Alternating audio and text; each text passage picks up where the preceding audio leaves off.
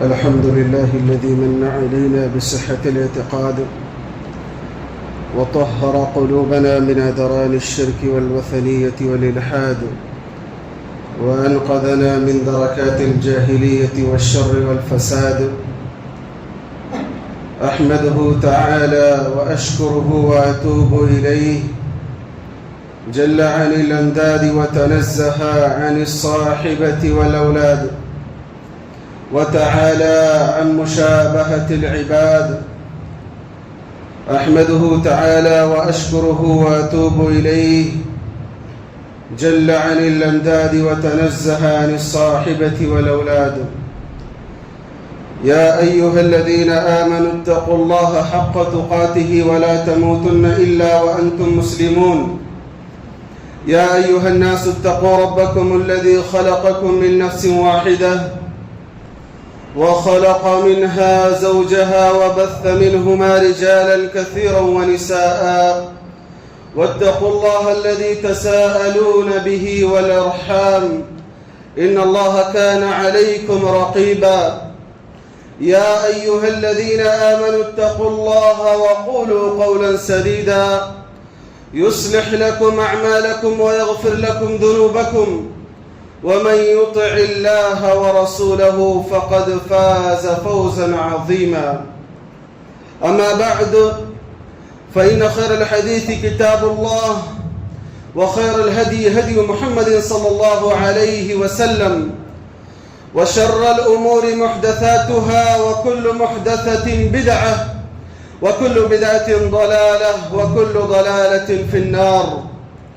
قال الله تبارك وتعالى في القرآن الكريم: بسم الله الرحمن الرحيم: لله ما في السماوات وما في الأرض يخلق ما يشاء يهب لمن يشاء إناثا ويهب لمن يشاء الذكور أو يزوجهم إناثا وذكرانا ويجعل من يشاء عقيما إنه عليم بصير. وقال الله تبارك وتعالى في موضع آخر: يا أيها الذين آمنوا قوا أنفسكم وأهليكم نارا وقودها الناس والحجارة عليها ملائكة غلاظ شداد لا يعصون الله ما أمرهم ويفعلون ما يؤمرون.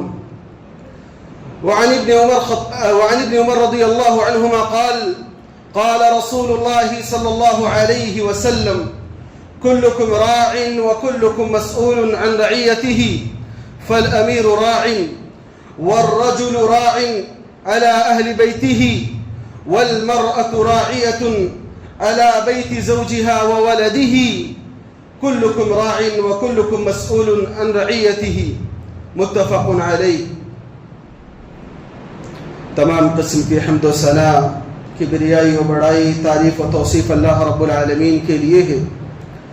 درود و سلام ہو آخری نبی جناب محمد الرسول اللہ صلی اللہ علیہ وسلم پر، جو پوری کائنات کے لیے معلم، مربی، ہادی اور رہبر بن کر تشریف لائے۔ اللہم صلی علی محمد وعلی آل محمد کما صلیت علی ابراہیم وعلی آل ابراہیم انکا حمید مجید۔ اللہم بارک علی محمد وعلی آل محمد كما باركت على إبراهيم وعلى آل إبراهيم إنك حميد مجيد۔ حاضرین جمعہ، آج کے خطبہ جمعہ میں جس موضوع پر آپ سب سے گفتگو کرنا چاہتا ہوں وہ بہت ہی حساس، بہت ہی زیادہ اہمیت کا حامل ہے۔ موضوع کا عنوان ہے تربیت اولاد اور والدین کی ذمہ داریاں۔ اللہ رب العالمین نے والدین کو ایک بہت ہی عظیم الشان مقام اور مرتبے سے نوازا ہے۔ والدین کو چاہیے کہ اپنی اس اہمیت کو، اپنے اس مقام اور اپنے اس مرتبے کو سمجھیں، جانیں اور پہچانیں۔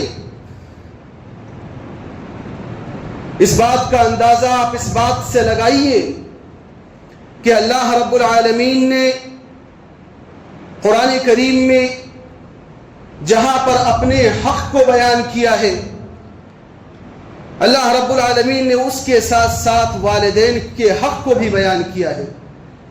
کہیں پر اللہ رب العالمین نے فرمایا وَاعْبُدُوا اللَّهَ وَلَا تُشْرِكُوا بِهِ شَيْئًا وَبِالْوَالِدَيْنِ إِحْسَانًا، کہ اللہ رب العالمین کی عبادت کرو، اس کے ساتھ کسی کو شریک مت ٹھہراؤ۔ تو کہیں اللہ اس کے فوراً بعد اللہ رب العالمین نے فرمایا وَبِالْوَالِدَيْنِ إِحْسَانًا، اور والدین کے ساتھ احسان کا معاملہ کرو۔ اس آیت میں غور کیجئے، اللہ رب العالمین اپنا حق بیان کرتا ہے کہ اس کا حق یہ ہے کہ اس کی عبادت کی جائے، صرف اسی کو رب سمجھا جائے، صرف اسی کو خالق و مالک مانا جائے۔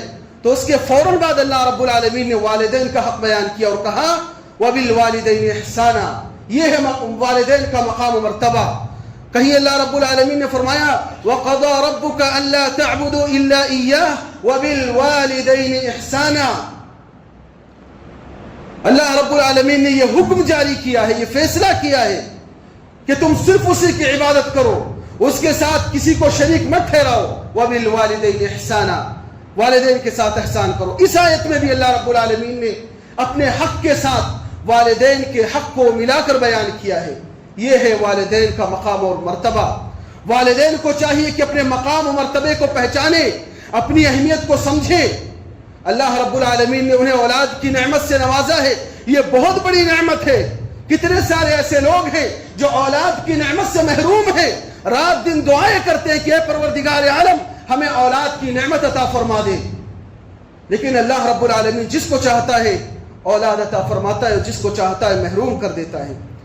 ابھی خطبہ مسنونہ کے بعد میں نے آپ کے سامنے قرآن کریم کی ایک آیت کی تلاوت کی۔ اللہ رب العالمین فرماتا ہے لِلَّهِ مَا فِي السَّمَاوَاتِ وَالْأَرْضِ، کہ آسمان اور زمین میں جو کچھ ہے اللہ رب العالمین کا ہے۔ يَخْلُقُ مَا يَشَاءُ، اللہ رب العالمین جو چاہتا پیدا کرتا ہے۔ يَهَبُ لِمَن يَشَاءُ إِنَاثًا وَيَهَبُ لِمَن يَشَاءُ الذُّكُورَ، کہ اللہ رب العالمین کسی کو بیٹیاں عطا کرتا ہے تو کسی کو بیٹے عطا کرتا ہے۔ أَوْ يُزَوِّجُهُمْ إِنَاثًا وَذُكْرَانًا، یا اللہ رب العالمین کسی کو بیٹے اور بیٹیاں دونوں عطا فرما دیتا ہے۔ وَيَجْعَلُ مَن يَشَاءُ عَقِيمًا، یا اللہ رب العالمین کسی کو بانجھ رکھتا ہے، بغیر اولاد کے رکھتا ہے، کسی کو اولاد عطا ہی نہیں فرماتا۔ تو یہ اللہ رب العالمین کا فیصلہ ہے، اللہ رب العالمین کی حکمت ہے، اللہ رب العالمین کی قدرت ہے۔ ہمیں اللہ رب العالمین کے فیصلے کے آگے اپنے سر کو جھکا دینا چاہیے۔ جن کو اللہ رب العالمین نے اولاد کی نعمت سے نوازا ہے، ان کے اوپر جو ذمہ داریاں عائد ہوتی ہیں، ان کو چاہیے کہ وہ ان ذمہ داریوں کو پورا کریں، ان کا خیال رکھیں، ان کی صحیح تربیت کریں، والدین کا جو مقام و مرتبہ ہے اس کو پہچانے۔ صرف اپنی خواہشات کے مطابق بچوں کو پیدا کر دینا، پھر ان کی یوں ہی غیر شعوری طور پر ان کی پرورش کر دینا، ان کو پال پوس دینا، جس طرح سے جانور اپنے بچوں کو پال پوس کے بڑا کر دیتے ہیں، صرف یہی ذمہ داری نہیں ہے، والدین کے کاندھوں پر بہت بڑی ذمہ داری عائد ہوتی ہے جب اللہ رب العالمین اولاد کی نعمت سے ان کو نوازتا ہے۔ آپ دیکھیے دنیا میں کتنی ساری مخلوق ہے، ہر مخلوق کے پاس جسم کا وجود ہے، ہر مخلوق جسم رکھتی ہے، اور ہر مخلوق اپنے بچوں کی پرورش میں، اپنے بچوں کی دیکھ بھال میں جسم کا خیال رکھتی ہے۔ جانور بھی اپنے بچوں کے جسم کا خیال رکھتے ہیں، ان کو پالتے ہیں، ان کو پوستے ہیں، لیکن انسانوں کے پاس جسم کا وجود ہے، اس کے ساتھ ساتھ اللہ رب العالمین نے انہیں ایک اور شے سے نوازا ہے، ایک اور چیز سے نوازا ہے، وہ ہے اخلاق حسنہ، وہ ہے کیریکٹر، وہ ہے شخصیت۔ اگر آپ اپنے بچوں کو یہ چیزیں نہیں دیں گے، صرف ان کی جسمانی تربیت یا جسمانی نشو و نما کا خیال رکھ کر ان کو پال پوس کر جوان کر دیں گے، بڑا کر دیں گے، تو معاف کیجیے گا آپ نے ان کی تربیت نہیں کی ہے، آپ نے صرف جانوروں کی طرح اپنے بچوں کو پال پوس کے بڑا کر دیا ہے۔ ہمیں یہ حکم دیا گیا ہے بحیثیت مسلمان کہ ہم اپنے بچوں کی تربیت کا صحیح خیال رکھیں، ان کے اٹھنے بیٹھنے، ان کے چلنے پھرنے، ان کی تعلیم و تربیت، ان کی اخلاق حسنہ، الغرض ہر چیز میں ان کا خیال رکھا جائے، تب جا کے صحیح معنوں میں آپ تربیت کا حق ادا کر سکتے ہیں۔ اللہ رب العالمین نے قرآن کریم کی آیت میں فرمایا یا ایھا الذین آمنوا قوا انفسکم واہلیکم نارا، کہ اے ایمان والو اپنے آپ کو، اپنے اہل و عیال کو جہنم کی آگ سے بچاؤ۔ اس آیت میں غور کیجئے، سوچئے کہ کیا آپ نے اپنے بچوں کو سمجھایا ہے، بتایا ہے کہ اپنی ذات کو جہنم کی آگ سے کیسے بچایا جائے؟ جہنم کی آگ سے اپنے اہل و عیال کو بچانے کی فکر آپ نے کی ہے؟ کس طرح سے جہنم کی آگ سے اپنے بچوں کو بچایا جائے گا، اپنے اہل و عیال کو اور اپنے گھر والوں کو بچایا جائے گا؟ اس کے بارے میں غور کیجئے، سوچئے اور ان طریقوں کو اور انداز کو اختیار کیجئے جس کے ذریعے سے ہم اپنے بچوں کو اور اپنے گھر والوں کو جہنم کی آگ سے بچا سکتے ہیں۔ جہنم کی آگ سے اپنے بچوں کو کیسے بچایا جائے؟ سب سے پہلے اپنے بچوں کو آپ توحید کے بارے میں بتائیے۔ آپ دنیا کی ساری چیزیں سکھا دیجئے ان کو، آپ ان کو ڈاکٹر بنا دیجئے، انجینئر بنا دیجئے، سائنٹسٹ بنا دیجئے، جتنی دنیا میں جتنے بھی علوم پائے جاتے ہیں، جتنی بھی نالج پائی جاتی ہے، آپ سب کچھ ان کو سکھا دیں، وہ کامیاب انسان نہیں بن سکتے۔ وہ دنیا میں بھی ناکام ہے اور آخرت میں بھی ناکام ہونے والے جب تک آپ ان کو توحید کے بارے میں نہیں بتائیں گے۔ آپ اپنے گھر کا جائزہ لیجئے، اپنا جائزہ لیجئے، کتنے سارے ایسے مسلمان ہیں جن کو توحید کے بارے میں معلوم نہیں ہے، توحید کی کیا قسمیں ہیں اس کا آتا پتہ نہیں ہے مسلمانوں کو۔ آپ میں سے کتنے ایسے لوگ ہیں جن کو معلوم ہے توحید کی تعریف کیا ہے، توحید کی کیا قسمیں ہیں؟ ہمیں سے بہت سارے لوگوں کو نہیں معلوم ہوگا۔ ہمیں یہ معلوم ہے کہ ہم توحید پہ قائم ہیں، لیکن توحید کا حقیقی معنی اور مفہوم کیا ہے اس کا ہمیں پتہ نہیں ہے۔ کیا مطلب ہے توحید کا؟ اپنے بچوں کو بتائیے، سکھائیے۔ اگر آپ ان کو جہنم کی آگ سے بچانا چاہتے، کیونکہ اگر آپ نے توحید کے بارے میں نہیں بتایا، توحید کی قسموں کے بارے میں نہیں بتایا، اللہ رب العالمین کی سچی معرفت اپنی اولاد کو نہیں کرائی، تو پھر آپ اپنے بچوں کو جہنم کی آگ سے نہیں بچا سکتے۔ توحید کا معنی یہ ہے، مفہوم یہ ہے کہ اللہ رب العالمین کی عبادت میں، اللہ رب العالمین کی خالقیت میں، اللہ رب العالمین کی ربوبیت میں اور اللہ رب العالمین کے اسماء و صفات میں اسے اکیلا مانا جائے، اس کو تنہا مانا جائے۔ یہ ہے توحید۔ توحید کے اہل علم نے 3 قسمیں بیان کی ہیں، اپنے بچوں کو بتائیے۔ توحید کے اہل علم نے 3 قسمیں بیان کی ہیں۔ پہلی قسم ہے توحید الوہیت۔ توحید الوہیت کا معنی یہ ہے کہ عبادات کی جتنی بھی قسمیں ہیں، چاہے نماز پڑھنا ہو، روزہ رکھنا ہو، حج کرنا ہو، زکوٰۃ دینا ہو، اللہ کے نام پر جانور کو ذبح کرنا ہو، قربانی کرنی ہو، نظر و نیاز ہو، توکل ہو، خوف ہو، اللہ سے ڈرنا ہو، عبادات کی جتنی بھی قسمیں ہیں وہ صرف اور صرف اللہ رب العالمین کے ساتھ خاص ہیں۔ جتنی بھی عبادات کی قسمیں ہیں سب اللہ رب العالمین کے لیے انجام دی جائیں گی۔ ان قسموں میں سے کسی ایک قسم میں بھی اگر آپ نے اللہ کو چھوڑ کر کسی اور کے لیے کیا تو آپ شرک کریں گے، اور شرک ایسا گناہ ہے جس کو اللہ رب العالمین کبھی معاف نہیں کرے گا۔ تو اپنے بچوں کو پہلے آپ توحید الوہیت کے بارے میں بتائیے، انہیں بتائیے کہ اللہ رب العالمین نے ہمیں اپنی عبادت اور اپنی بندگی کے لیے پیدا کیا ہے۔ پھر اپنے بچوں کو بتائیے توحید ربوبیت کے بارے میں، جو توحید کی دوسری قسم ہے۔ توحید ربوبیت کیا ہے؟ توحید ربوبیت کا مطلب یہ ہے کہ اس پوری کائنات کو چلانے والا، تمام چیزوں کو پیدا کرنے والا، تمام چیزوں کی دیکھ بھال کرنے والا، تمام چیزوں کو چلانے والا، تمام چیزوں کی حفاظت کرنے والا کون ہے؟ صرف اور صرف اللہ رب العالمین ہے۔ یہ ہے توحید ربوبیت۔ اس کے بعد اپنے بچوں کو بتائیے کہ اللہ رب العالمین کے جو نام ہیں، اللہ رب العالمین کی جو صفات ہیں، اللہ رب العالمین اپنی صفات میں اور اپنے ناموں میں اکیلا ہے، تنہا ہے، اس کا کوئی مقابلہ نہیں کر سکتا۔ یہ ہے اللہ رب العالمین کی معرفت۔ اللہ رب العالمین کے بارے میں بتاتے ہوئے اپنے بچوں کو بتائیے کہ اللہ رب العالمین سننے والا ہے، اللہ رب العالمین دیکھنے والا ہے، اللہ رب العالمین سننے والا ہے، اللہ رب العالمین ہر چیز کو سنتا ہے، اللہ رب العالمین عرش پر مستوی ہے، اللہ رب العالمین 7ویں آسمان کے اوپر عرش پر ہے، لیکن کالے رات میں جب ایک چونٹی چلتی ہے تو اللہ رب العالمین اس چونٹی کے چلنے کی قدموں کی آواز کو سنتا بھی ہے اور اس چونٹی کو دیکھتا بھی ہے۔ اتنا پاورفل، اتنا زبردست ہے اللہ رب العالمین۔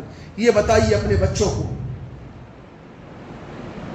اس کے بعد آپ نے اللہ رب العالمین کی معرفت، اللہ رب العالمین کی پہچان اپنے بچوں کو کرا دی، تو آپ کی ذمہ داری بنتی ہے کہ آپ اپنے بچوں کو دین کے جو ارکان ہیں، دین اسلام کے جو ارکان ہیں اور ایمان کے جو ارکان ہیں، ان کے بارے میں اپنے بچوں کو بتائیے، ان کے بارے میں اپنے بچوں کو سکھائیے۔ نبی کریم صلی اللہ علیہ وسلم کی معرفت آپ کے بچوں کو ہونی چاہیے کہ ہمارے آخری نبی جناب محمد رسول اللہ صلی اللہ علیہ وسلم آخری نبی ہیں۔ آپ کے بچوں کو اس بات کا علم ہونا چاہیے کہ صحابہ کرام کی زندگی کیسے تھی، صحابہ کرام زندگی کیسے گزارا کرتے تھے۔ آج ہم بڑے بڑے لوگوں کے قصے اپنے بچوں کو بتاتے ہیں، دنیا کے کامیاب لوگوں کے قصے انہیں سناتے ہیں، لیکن ہم نے صحابہ کرام کی سیرت سے، نبی کریم صلی اللہ علیہ وسلم کی سیرت سے، انبیاء کرام علیہ السلام کی سیرت سے اپنے بچوں کو کاٹ دیا ہے۔ آج ہمارے بچے ہر ایک کے نام جانتے ہیں، چاہے وہ کرکٹ کے میدان میں کوئی بہت بڑا سپر اسٹار کیوں نہ ہو، یا فلمی دنیا میں کوئی بہت بڑا سپر اسٹار کیوں نہ ہو، یا کوئی بہت بڑا بزنس مین کیوں نہ ہو، ہر ایک کے بارے میں ہمارا بچہ جانتا ہے۔ لیکن اگر اس سے کہہ دیا جائے کہ چند صحابہ کرام کے نام بتا دو، اگر اس سے کہہ دیا جائے کہ چند نبیوں کے نام بتا دو، تو صحیح سے وہ نہیں بتا پاتا۔ اگر اس سے کہہ دیا جائے کہ قرآن کریم کو کھول کر پڑھو، تو صحیح سے وہ قرآن کریم کو نہیں پڑھ سکتا۔ اگر اس سے کہہ دیا جائے کہ تم نبی کریم صلی اللہ علیہ وسلم کے شجرہ نسب کے بارے میں بتاؤ، تو اس کو معلوم نہیں ہے۔ اس کی وجہ یہ ہے کہ ہماری غفلت، آج والدین اپنے بچوں سے اتنا زیادہ غافل ہو چکے ہیں کہ ان کو اپنے بچوں کی پرواہ نہیں ہے۔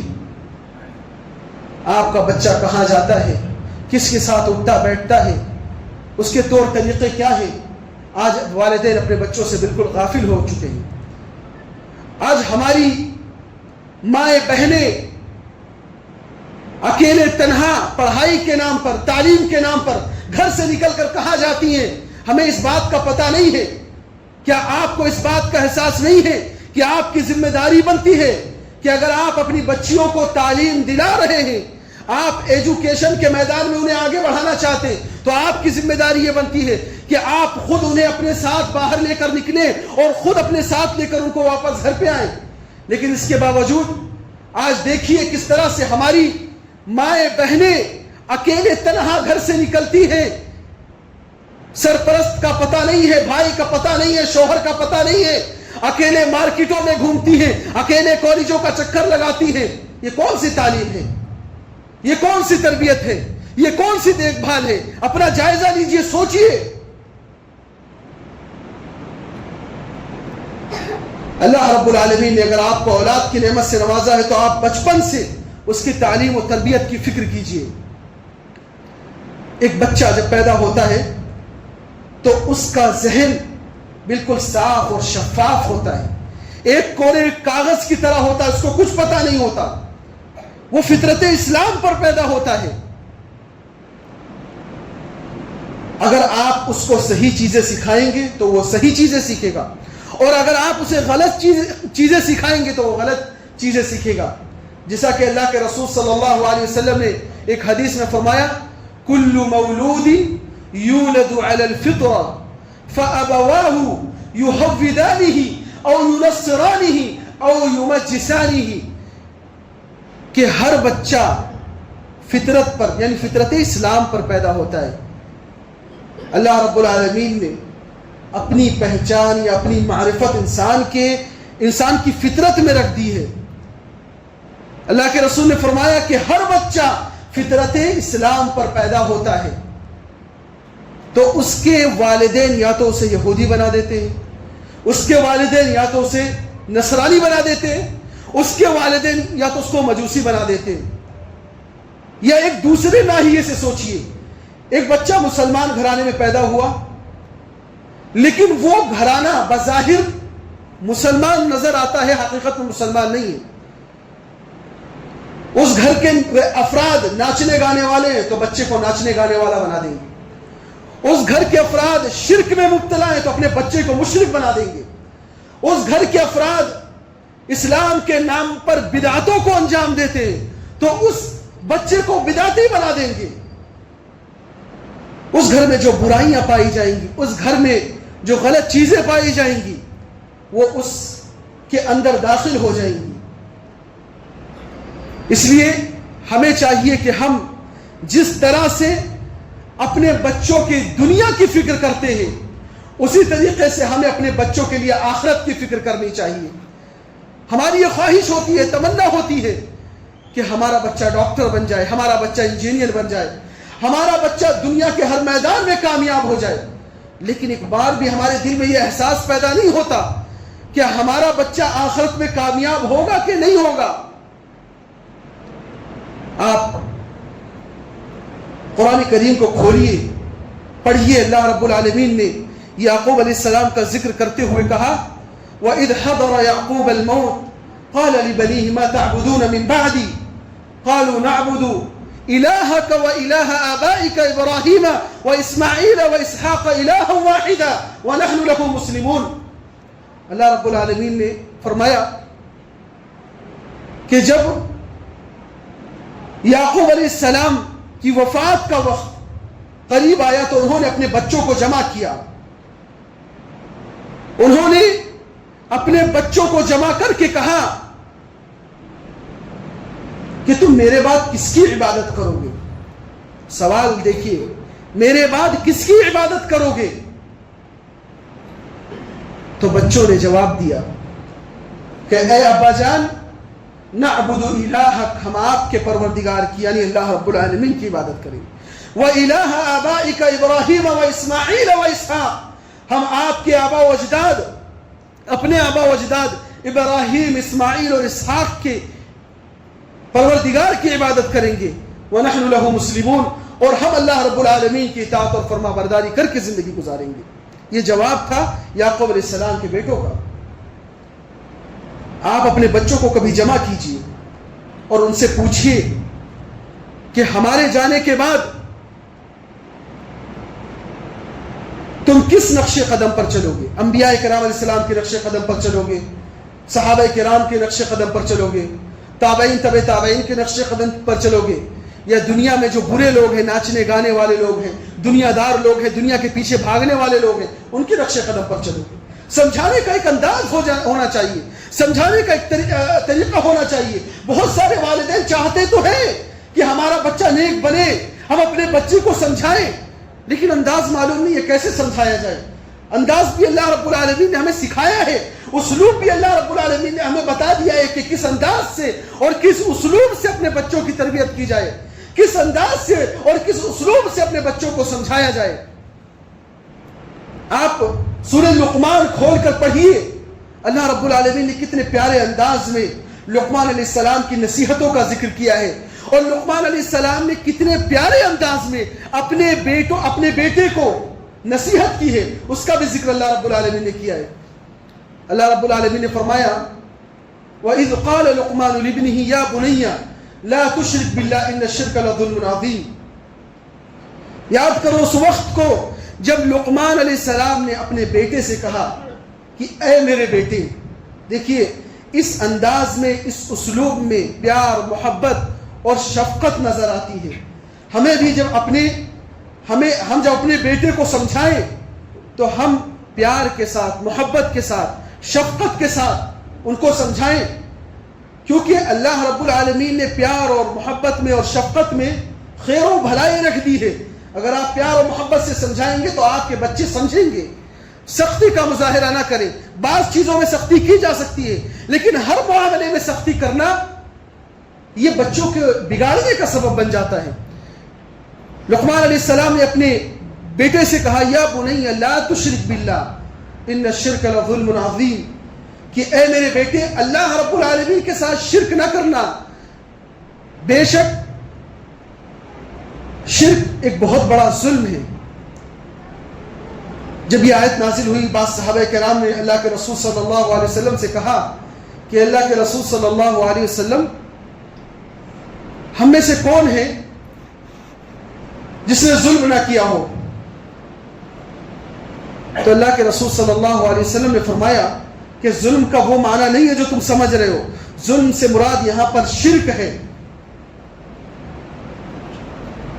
تو سب سے بڑا ظلم یہ ہے کہ اللہ کو چھوڑ کر کسی اور کی عبادت کی جائے، اللہ کو چھوڑ کر کسی اور سے لو لگایا جائے، اللہ کو چھوڑ کر کسی اور کے آگے اپنے ہاتھ کو پھیلایا جائے، سب سے بڑا ظلم ہے۔ اسی لیے اللہ رب العالمین نے صاف صاف اعلان کر دیا ہے کہ اگر تم شرک کی حالت میں مرتے ہو تو میں تمہارے اس گناہ کو کبھی معاف نہیں کروں گا، ہمیشہ ہمیشہ کے لیے جہنم میں داخل کر دوں گا۔ تو اپنے بچوں کو شرک سے بچائیے۔ اس کے بعد لقمان علیہ السلام نے اپنے بیٹے کو سمجھاتے ہوئے کہا یا بنی انہا ان تک مثقال حبۃ من خردل فتکن فی صخرۃ او فی السماوات او فی الارض یأتی بها اللہ۔ اس آیت میں لقمان علیہ السلام نے اپنے بیٹے کو سمجھایا اور یہ بتایا کہ اللہ رب العالمین کتنا باریک بھی ہے، کتنی باریک باریک چیزوں کا اللہ رب العالمین علم رکھتا ہے۔ اپنے بچوں کو سمجھائیے کہ اللہ رب العالمین کوئی چیز ظاہر ہو یا پوشیدہ ہو، رائی کے دانے کے برابر بھی اگر زمین کی تہ میں کوئی چیز پوشیدہ ہے تو وہ بھی اللہ رب العالمین جانتا ہے۔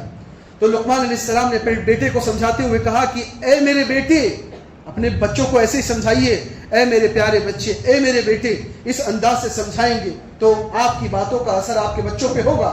لقمان علیہ السلام نے کہا اے میرے بیٹے، رائی کے دانے کے برابر اگر کوئی چیز زمین کی تہ میں پوشیدہ ہے یا آسمان میں کوئی چیز موجود ہے، اللہ رب العالمین اس کو قیامت کے دن لے کر آئے گا، یا اللہ رب العالمین اس کا علم رکھتا ہے۔ اس کے بعد لقمان علیہ السلام نے کہا یا بنی اقم الصلاۃ، اے میرے بیٹے نماز قائم کرو۔ اللہ کے رسول صلی اللہ علیہ وسلم نے ایک حدیث میں فرمایا مروا اولادکم بالصلاۃ وهم ابناء 7 وَضْرِبُوهُمْ عَلَيْهَا وَهُمْ أَبْنَاءُ 10، کہ جب آپ کا بچہ 7 سال کا ہو جائے تو آپ اپنے بچوں کو نماز پڑھنے کا حکم دیجیے، اور جب آپ کا بچہ 10 سال کا ہو جائے تو آپ ان کو سمجھائیے اور اس کے ساتھ ساتھ سختی کیجیے، ان کو ماریے اگر نماز چھوڑتا ہے۔ اب یہاں پر جب بچہ 10 سال کا ہو جاتا ہے تو اس کو مارنے کا حکم دیا گیا اگر نماز نہ پڑھے، یہاں پر سختی کرنے کا حکم دیا گیا ہے۔ لیکن افسوس کا مقام ہے کہ آج مسلمانوں کی اکثریت نہ تو خود نماز پڑھتی ہے، نہ تو خود مسجد میں حاضر ہوتی ہے، اور نہ ہی اپنے بچوں کو نماز پڑھنے کے لیے اپنے ساتھ لے کر آتی ہے۔ لہٰذا آپ کو چاہیے کہ آپ جب مسجد کے لیے گھر سے نکلیں تو اپنے بچوں کا ہاتھ پکڑ کر مسجد میں لے کر آئیں۔ آج کل کچھ لوگ نماز پڑھنے جو مسجدوں میں آتے ہیں وہ بچوں کے تعلق سے بہت ہی زیادہ سخت رویہ اختیار کرتے ہیں،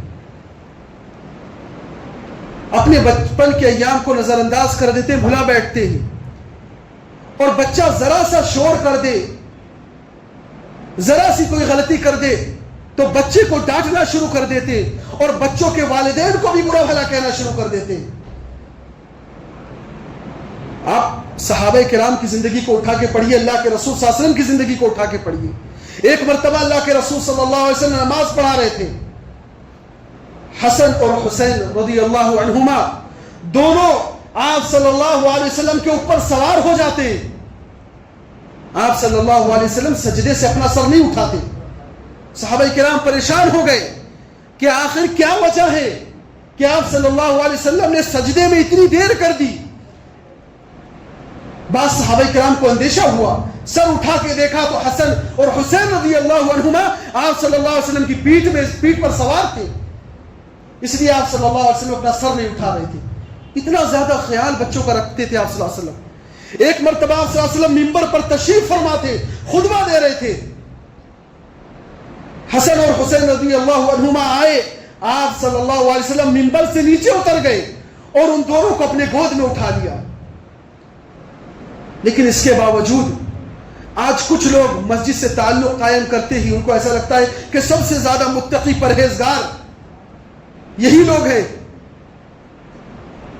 کہتے ہیں نمازوں میں خلل پیدا ہوتا ہے. آپ کی نماز آپ صلی اللہ علیہ وسلم کی نماز سے بڑھ کر ہے، آپ کی نماز صحابہ کرام کی نماز سے بڑھ کر ہے؟ ہرگز نہیں. صحابہ کرام جس انداز سے نماز پڑھتے تھے، اللہ کے رسول صلی اللہ علیہ وسلم جس انداز سے نماز پڑھتے تھے، اس کا تصور بھی نہیں کیا جا سکتا. کتنی لمبی لمبی نمازیں پڑھا کرتے تھے. والدین کو بھی چاہیے کہ جب وہ اپنے بچوں کو لے کر آئے تو مسجد کے جو آداب ہیں، مسجد کے جو آداب ہیں، مسجد کا جو طور طریقہ ہے، وہ اپنے بچوں کو سکھائیں. بچوں کو صاف ستھرے کپڑے پہنا کے لے کر آئے، بچوں کو استنجا کرا کے مسجد میں لے کر آئے، تاکہ کسی طرح کی بدنظمی اور کسی طرح کی غلط فہمی لوگوں کے دلوں میں نہ پیدا ہو. اس کے بعد لقمان علیہ السلام نے اپنے بیٹے کو سمجھاتے ہوئے کہا، یا بنی ولا تصعر خدك للناس ولا تمشي في الارض مرحا، کہ اے میرے بیٹے لوگوں کے سامنے اکڑو مت اور نہ ہی زمین میں اکڑ کر چلو.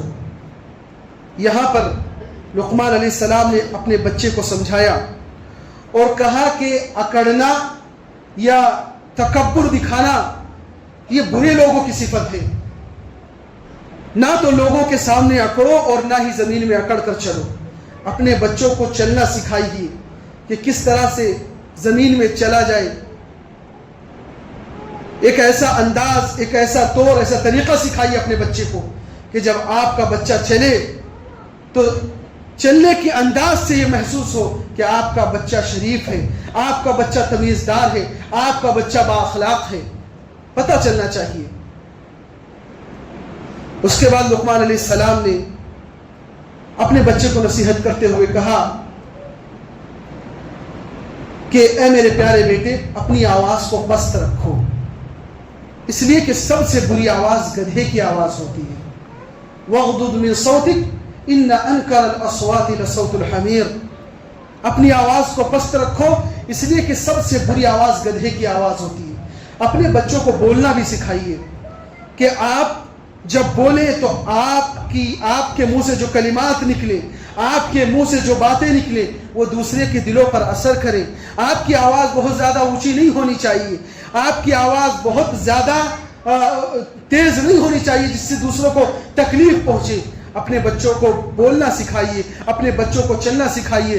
اسلام نے جو اخلاقی تعلیمات ہمیں دی ہے اپنے بچوں کو سکھائیے، یہ آپ کی ذمہ داری بنتی ہے. اپنے بچوں کے تعلق سے بہت ہی زیادہ حساس بننے کی ضرورت ہے. کل قیامت کے دن آپ سے اس بارے میں سوال کیا جائے گا، آپ سے پوچھا جائے گا.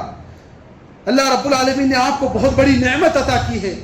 آپ اپنے بچوں کو دنیا کی تعلیم کے ساتھ ساتھ دین کی تعلیم کا بندوبست بھی کریں. آپ ان کو دنیا کی تعلیم میں آگے بڑھانے کی فکر کرتے ہیں تو آپ کی ذمہ داری بنتی ہے کہ آپ اپنے بچوں کو دینی تعلیم دینے کی بھی فکر کریں. مسجد سے ان کے تعلق کو جوڑیں، قرآن کریم سے ان کے تعلق کو جوڑیں. ان کا کون دوست ہے، وہ کس کے ساتھ اٹھتے بیٹھتے ہیں، اس کا بھی خیال رکھیں. آپ اہل علم کی مجلسوں میں ان کو لے جائیں، علماء کرام سے ان کے تعلق کو جوڑنے کی کوشش کریں. ان کے دلوں میں یہ جذبہ پیدا کریں کہ وہ دین کے تعلق سے سوال کریں تاکہ ان کے دلوں میں اضافہ ہو. یہ ساری چیزیں آپ بھی کریں. اور خواتین کی ذمہ داری بھی بنتی ہے کہ وہ بھی اپنے بچوں کو صحابہ کرام کے قصے سنائیں. ایک بہن کی ذمہ داری بنتی ہے کہ وہ اپنے بھائی کی صحیح تربیت کرے. ایک ماں کی ذمہ داری بنتی ہے کہ وہ اپنے بچوں کی صحیح تربیت کرے. اور ماؤں کی ذمہ داری بہت ہی زیادہ ہے. اللہ رب العالمین نے ماں کو جو مقام و مرتبہ دیا ہے وہ بہت ہی بڑا مقام و مرتبہ دیا ہے. آپ دیکھیے ہمارے اسلاف میں بڑے بڑے جو اہل علم گزرے ہیں، بڑے بڑے محدثین گزرے ہیں، بڑے بڑے فقہا گزرے ہیں، ان کی تعلیم و تربیت کے پیچھے ان کی ماں کا ہاتھ تھا. کس طرح سے ہمارے اسلاف کی مائیں فجر سے پہلے اٹھ کر اپنے بچوں کو وضو کرایا کرتی تھی، ان کو مسجد روانہ کیا کرتی تھی، ان کو اہل علم کے دروس میں بھیجنے کا بندوبست کیا کرتی تھی. تب جا کے بڑے بڑے فقہا علماء پیدا ہوئے. آج کی مائیں اپنی ذمہ داریوں کو بھلا بیٹھی ہیں. اپنے مقصد کو اور ان کے کاندھوں پر اللہ رب العالمین نے جو ذمہ داری عائد کی ہے اس کو انہوں نے نظر انداز کر دیا ہے، جس کی وجہ سے بچوں کی صحیح تربیت نہیں ہو پا رہی ہے۔